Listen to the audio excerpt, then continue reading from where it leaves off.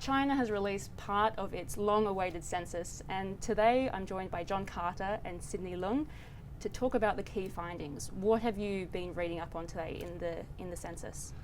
Well, the main one of the main issues is that the population increased over the last decade, and compared to last year. So in 2020, there were 1.412 billion people in China, but the increase over the last decade is the smallest since the very first census was taken back in 1953. So this confirms the trend we already knew was underway, the slowing of Chinese population growth. But it contradicts the reports that there was a decline in the population already. Many demographers expect that to occur in the next few years, but that date is not fixed yet. Is China sitting on a demographic time bomb? It depends on what policies they undertake in response to these numbers. I mean, again, I want to emphasize that this is not a surprise. China policymakers have known about this for years, that this is coming. And so what do they do in response? It will affect a number of policy areas.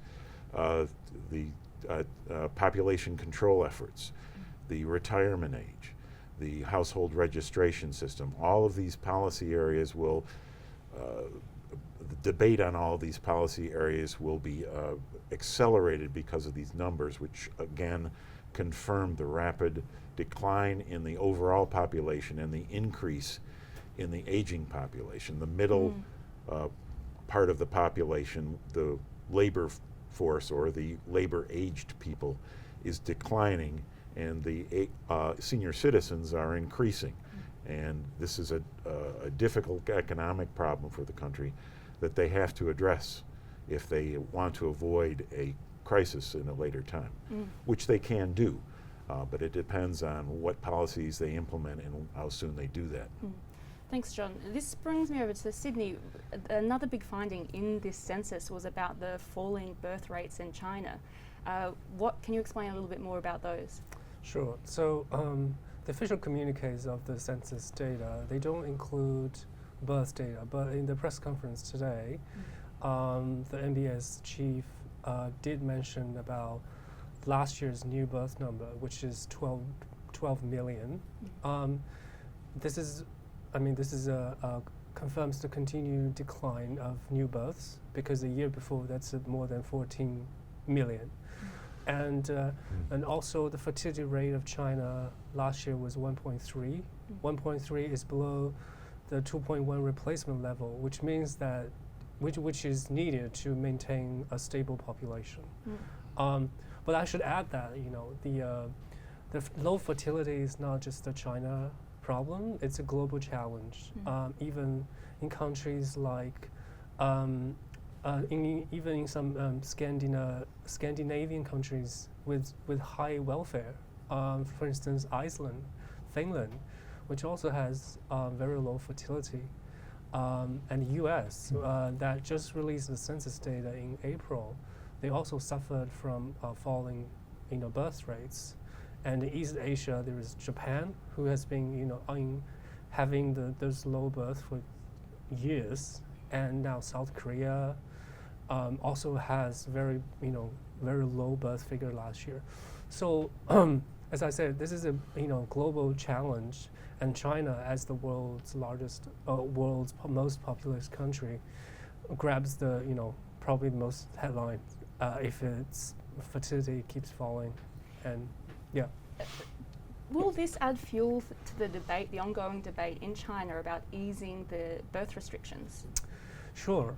I think first of all, there have been a lot of debate about this since they officially abandoned the one-child policy and allowed each couple to have 2 children in 2016, because the data have showed that the new birth numbers did increase for only about 2 years and then started falling in 2018, and consecutively, basically.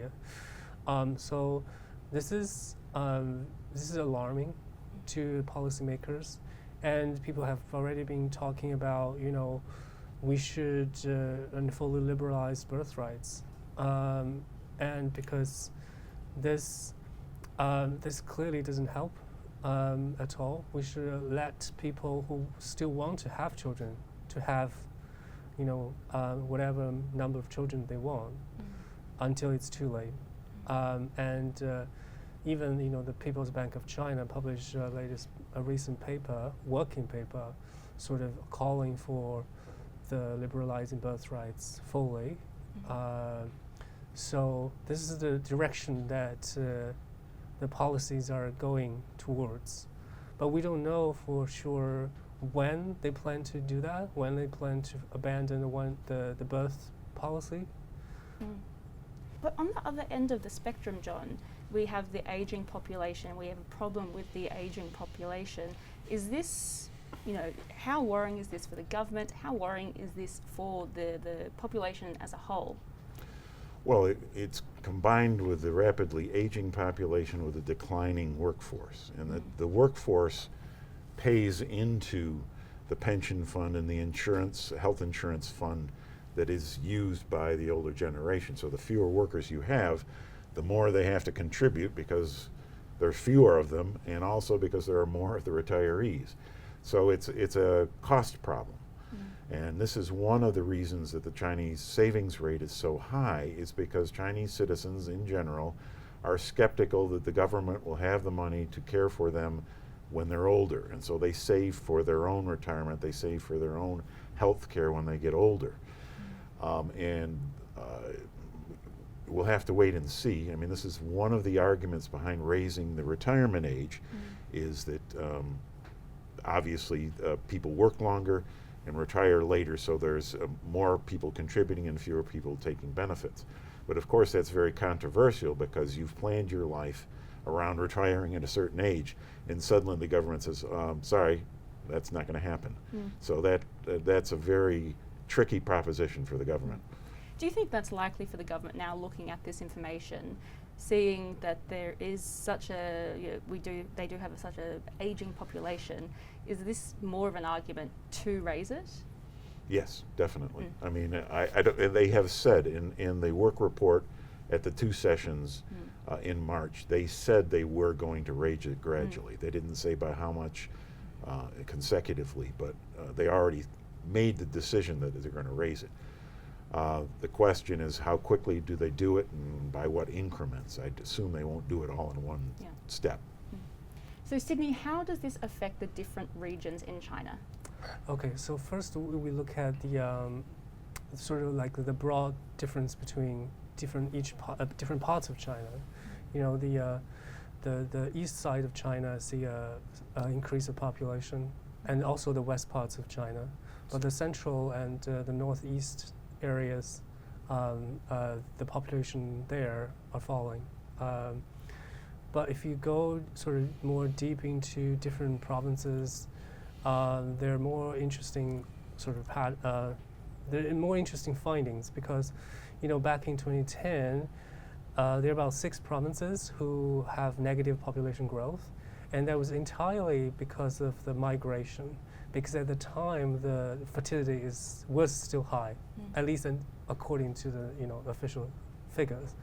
But in 2010, as we know, the fertility is falling. So that low birth also played a role in the falling population, which we have seen in northeast and also other provinces in China, apart from the migration. But I think different provinces should release their own communiques of census in the coming weeks. So that might provide more details too. Yeah. So there was many delays. There was a lot of speculation around this census. What do the government do now with all this information they have? Well, it's a lot of information, as we discussed earlier. There was the Commons questionnaire of 12 questions, but there were also an extended questionnaire with 29 questions. And so they have to compile all this information, bring it all together, and analyze it. And they will release it gradually over the rest of the year, based on what we saw in 2010. there was lots of speculation about why the census data that we had today was delayed. It was originally thought to be released in early April. But the National Bureau of Statistics said today that that was because of the significant increase in interest in the results. And so they took their time to do a better job and to increase the amount of information that was available today. I understand there's going to be a lot of information coming our way from the census over the next few months. Thank you very much for joining me. Thank you. Thank you.